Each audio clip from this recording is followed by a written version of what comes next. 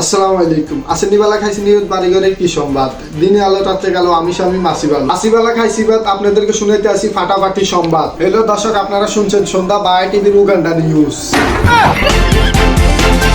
বাংলাদেশে প্রধানমন্ত্রী না থাকার কারণে প্রধানমন্ত্রীর আসন গ্রহণ করতেছে হিরো আলম ভাই। জানা গেল প্রতি সপ্তাহে গণদোলে খাওয়ার পরও মাঠ না ছেড়ে দেওয়ার কারণে বদনা মার্কায় প্রধানমন্ত্রীর আসন গ্রহণ করতেছে হিরো আলম। এদিকে জানা যায় কক্সবাজারের পানি বেড়ে যায়। বিজ্ঞানী চুদলিং পয়েন্টের ধারণা অনুযায়ী কক্সবাজারের যুবক যুবতীরা শিশু করার কারণে কক্সবাজারের পানি 1.5% বেড়ে যায়। 2026 সালে বন্যা হওয়ার সম্ভাবনা।